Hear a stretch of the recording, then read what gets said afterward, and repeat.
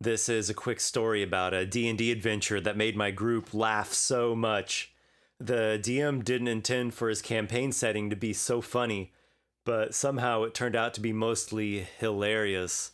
We started by climbing to the top of a mountain that was guarded by rogues. That was a sneak peek of what was to come. One of them decided to leave the mountain and help make up our party. On the other side of the mountain, we passed through some hills inhabited by beast folk. They were severely angry because the king had recently declared their land ownership contract null and void. Finally, we reached the seaport where we boarded a galleon captained by an ex-paladin. His church had expelled him after repeated incidents of lewd conduct. He would always lay his hands on people. Of course, he claimed that these people were all smitten and enjoyed it. During our journey, there was a necromancer seminar on board. An apprentice necromancer had a question about the low-level undead animation, so he raised a hand. One of the players complained that the ship's passage was taking too long, and that if we were 14th level, he would play a Minotaur Red Dragon sorcerer and use his flight to get across the sea. Red Bull gives you wings, he informed us. One night on board, my character spotted a merchant vessel heading in the opposite direction. I went all pirate-like on it, and I rolled a natural 20 when attacking the ship, but I shouldn't talk about it because it's a secret.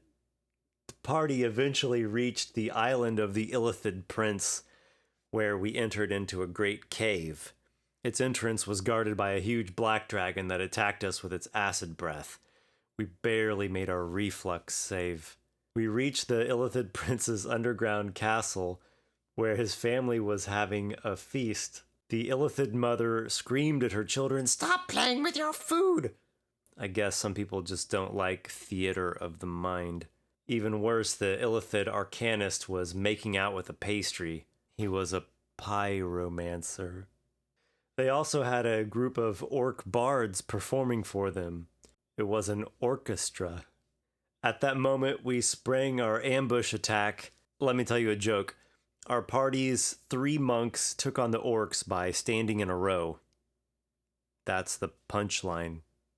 Our fighter has exotic weapon proficiency, so he charged in with his pike.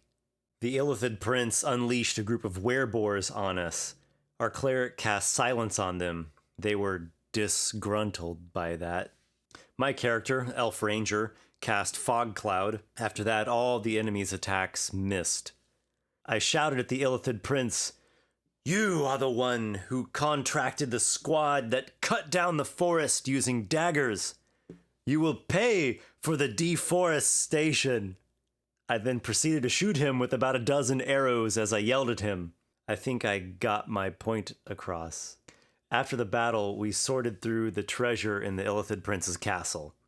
Among the gold, gems, and potions, I found a suit of +2 cursed leather armor. I know that cursed armor is trending now, but I don't think I can pull it off.